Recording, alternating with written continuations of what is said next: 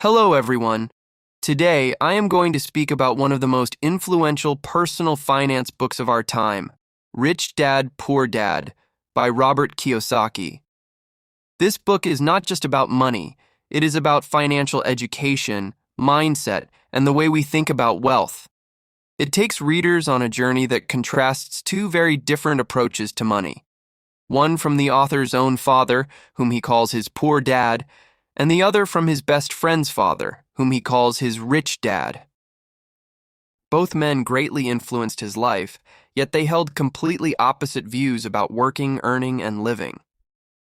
Through their contrasting philosophies, Kiyosaki teaches valuable lessons about how to build real wealth and achieve financial freedom. The story begins in Kiyosaki's childhood. He grew up in Hawaii, where he was surrounded by families who lived comfortably but not extravagantly. His biological father, the poor dad, was a highly educated man, holding a PhD and occupying secure government jobs. He believed in the traditional route: study hard, get good grades, and find a stable job with benefits. He valued job security and thought that money was something you earned from hard work. However, despite his education and steady employment, he always struggled financially, living paycheck to paycheck. In contrast, Kiyosaki's rich dad, his friend's father, was a businessman with little formal education. He did not follow conventional schooling or seek safety in government work. Instead, he believed in entrepreneurship, financial knowledge, and making money work for him. He taught Kiyosaki to question common assumptions about money, to challenge the belief that you must work for money, instead learning how to make money work for you. This fundamental difference in outlook forms the core of the book's message. According to Kiyosaki, what separates the rich from the poor and the middle class is not necessarily how much they earn, but how they think about money. Poor and middle-class people often work for money and then spend it on liabilities, things that take money out of their pocket, such as expensive cars, gadgets, or consumer debt. The rich, on the other hand, focus on acquiring assets, things that put money into their pocket, like investments, real estate, or businesses. Understanding this difference between assets and liabilities is perhaps the book's most central lesson. Kiyosaki repeatedly emphasizes the importance of buying income-generating assets to build long-term wealth.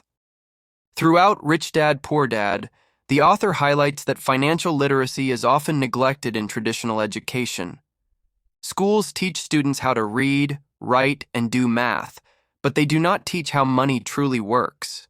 As a result, many people, even those with university degrees, end up trapped in a cycle of debt and financial insecurity.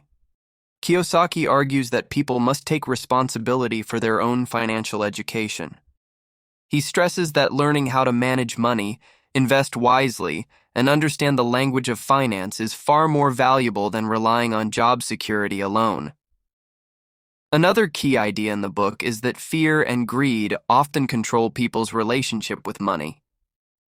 Poor Dad's mindset reflected fear of losing money, of taking risks, of facing failure. Because of this fear, he always played it safe, sticking to conventional jobs and hoping his boss or pension fund would provide stability.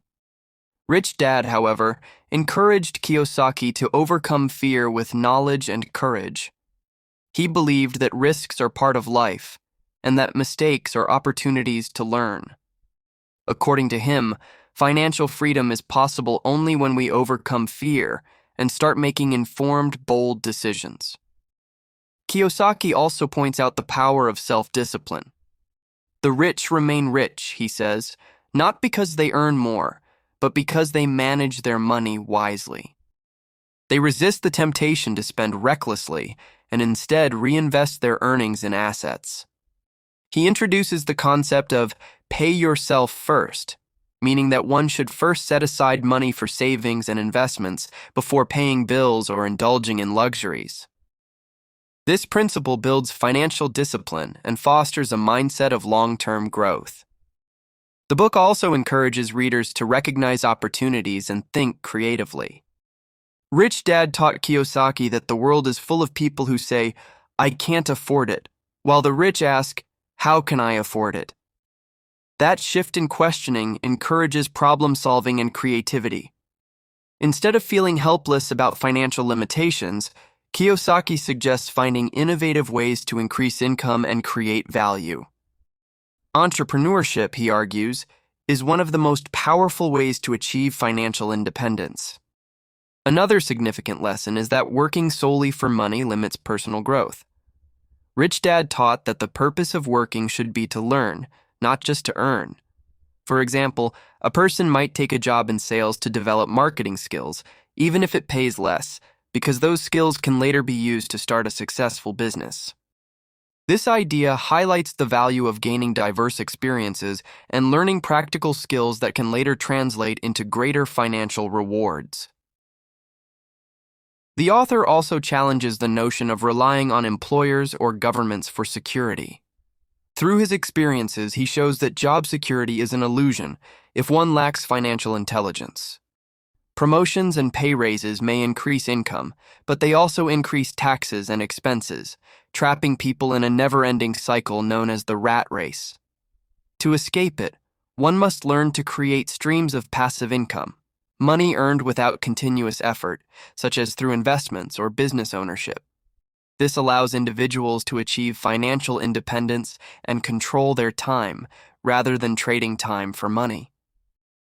By the end of the book, Kiyosaki emphasizes that wealth is not measured by income but by time.